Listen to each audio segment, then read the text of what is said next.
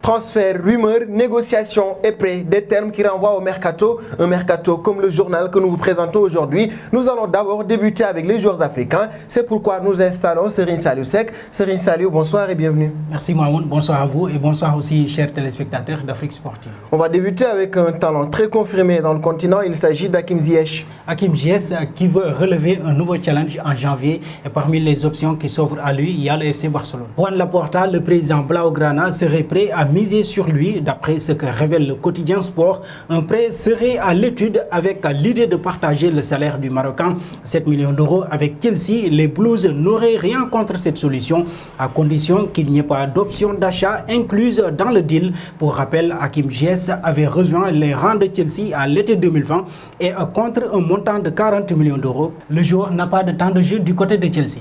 Hakim Ziyech donc qui n'est pas forcément voulu par Thomas Tuchel. Et on va passer à un autre talent confirmé du continent. Il s'agit de Rami Bensebaini.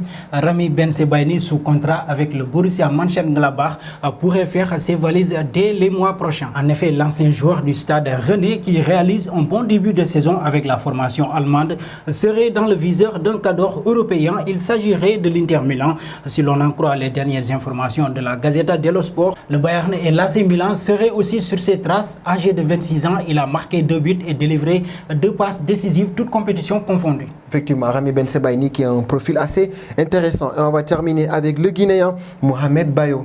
Mohamed Bayo qui pourrait rapporter 10 millions d'euros à Clermont en rejoignant la Premier League cet hiver. Meilleur buteur de Ligue 2 la saison dernière avec Clermont, le jeune Mohamed Bayo a animé le mercato estival pour finalement prolonger son contrat jusqu'en juin 2024 avec le club auvergnat.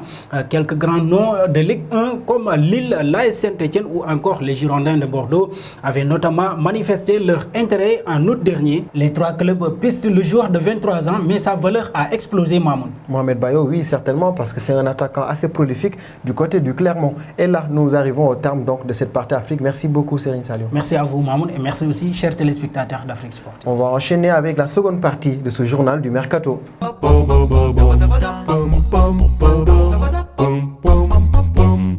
Seconde partie de ce journal du Mercato et nous passons en Italie, en Série A, à Naples, auprès de Lorenzo Insigne. Ce dernier a du mal à trouver un accord avec ses dirigeants et plusieurs clubs comme Arsenal, l'Atlético de Madrid, Chelsea, Newcastle ou encore l'Inter de Milan surveilleraient de près son dossier. Selon les informations de la Gazzetta dello Sport, la formation d'Everton aurait également décidé de se mettre sur les rangs pour accueillir l'international italien. Les Toffees seraient disposés à lui offrir un contrat de 3 ans avec un salaire annuel de 6 millions d'euros et tout cela pourrait également être accompagné d'une prime à la signature de 7 millions d'euros. Nous passons désormais en Angleterre où nous retrouvons Raheem Sterling. Ce dernier a vu Manchester City lui poser un ultimatum par rapport à son avenir. En effet, si l'on en croit les dernières informations du journaliste de The Guardian, Fabrizio Romano, la direction du club anglais aurait posé cet ultimatum à son joueur. Soit ce dernier prolonge son bail qui expire en juin 2023 ou soit il sera vendu au plus tard l'été prochain. Âgé de 26 ans, l'international britannique de Manchester City a disputé 9 rencontres de Premier League et a inscrit un but. Pour rappel, il est souvent cité du côté du FC Barcelone car Javier Hernandez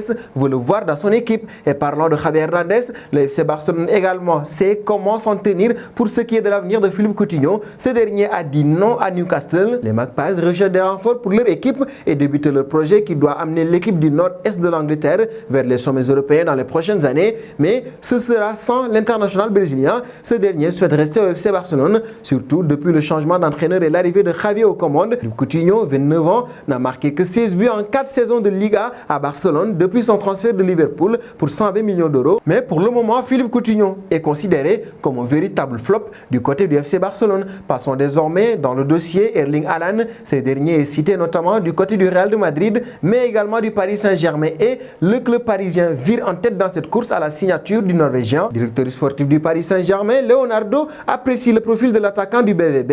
Le dirigeant parisien le verrait bien un potentiel remplaçant de Kylian Mbappé, lequel se rapproche un peu plus du Real de Madrid. Et sur cette piste offensive, la direction du PSG devait composer avec la concurrence du géant madrilène, sauf que le Real de Madrid aurait finalement changé d'avis. D'après les informations de Josep Pedrol, le club espagnol aurait décidé de laisser tomber la piste Erling Haaland, un revirement de situation assez inattendu mais qui profite donc au Paris Saint-Germain. Et nous terminerons en Espagne avec un nouveau duel entre le Barça et le Real de Madrid. Les deux formations auraient une cible en commun en vue du prochain mercato. Il s'agit du milieu de terrain Eljif Elmas, âgé de 22 ans. Ce dernier évolue en Italie sous les couleurs de Naples où il dispose d'un contrat jusqu'en juin 2025. Côté transfert, l'international macédonien serait estimé à 20 millions d'euros. Côté terrain maintenant, le natif de Pogé a inscrit 2 buts et délivré 2 passes décisives en 16 apparitions, toutes compétitions confondues. Il présente donc un profil assez intéressant pour les deux clubs espagnols. Et nous arrivons au terme de ce journal du Mercato que nous bouclons donc avec notre question du soir.